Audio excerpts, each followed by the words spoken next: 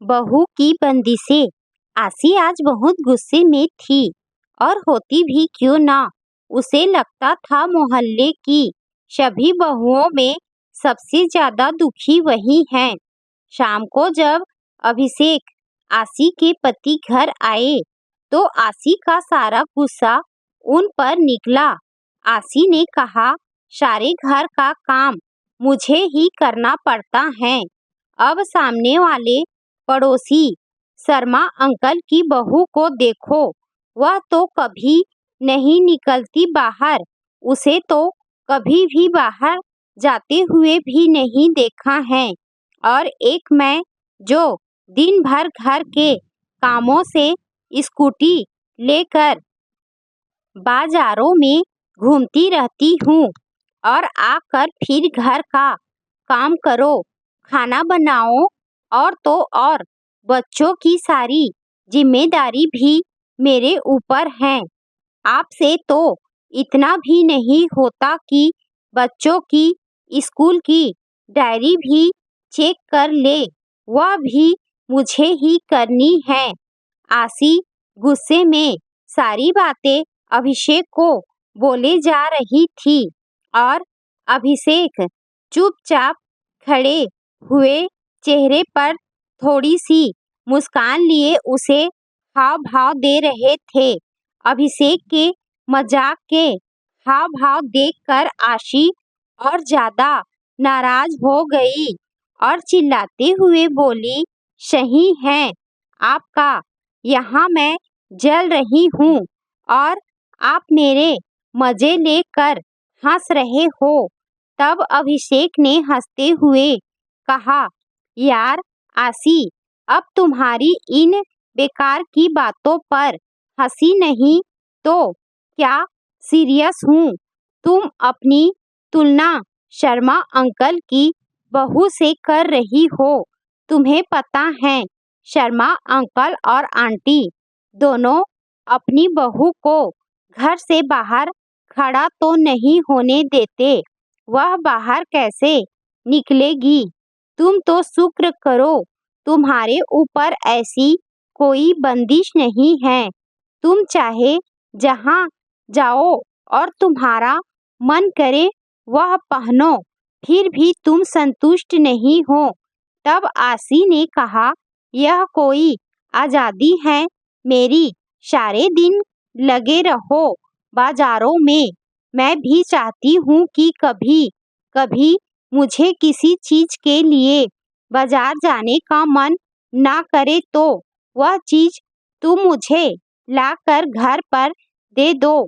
पर तुमसे तो उम्मीद करना ही बेकार है।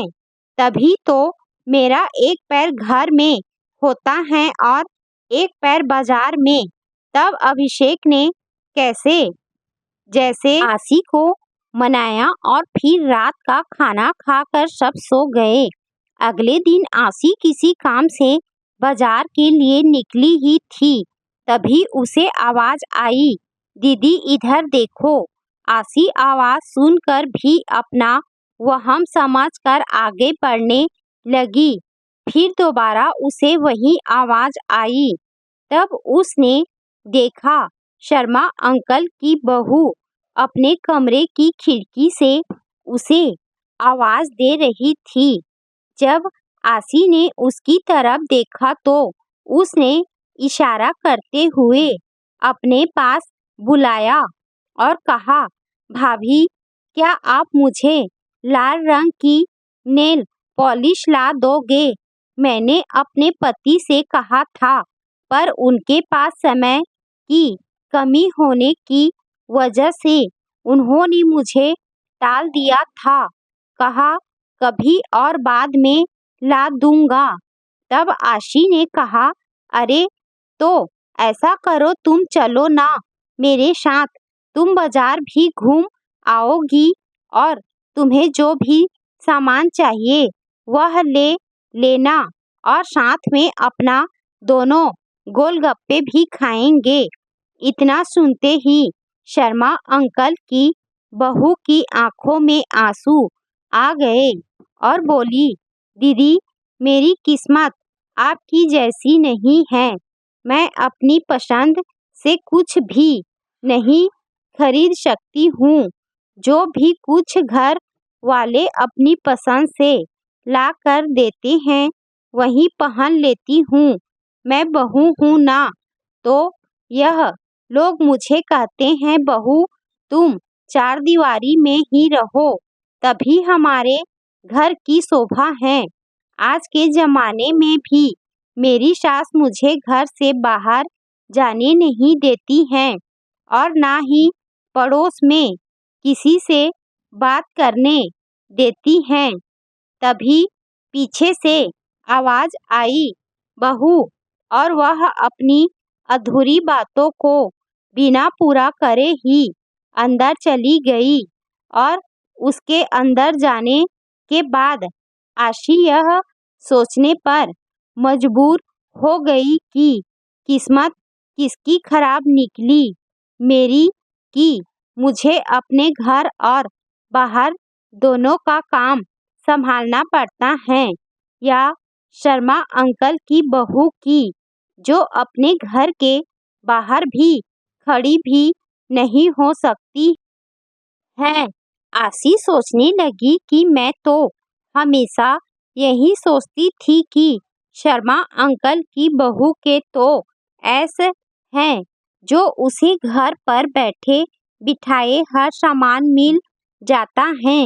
पर आज वह अपनी किस्मत को सराह रही थी, क्योंकि चाहे काम के बहाने ही सही वह घर से बाहर निकल तो सकती हैं, जिससे चाहो उससे बात कर सकती हैं, अपनी पसंद का कुछ भी खरीद सकती हैं। अगर मुझे ऐसे चार दीवारी में कैद कर दिया जाता तो आज वह भी ऐसे ही तड़पती जैसे शर्मा अंकल की बहू आज छटपटा रही हैं। आज आशी को समझ आ गया था कि जैसा हमें दूर से दिखाई देता है, सच्चाई में अक्सर ऐसा होता नहीं है। इसीलिए दोस्तों, हमें जो भी मिला है हमें उसमें संतुष्ट रहना चाहिए, क्योंकि भगवान ने हमें हमारे हिसाब से सबसे बेहतर दिया है।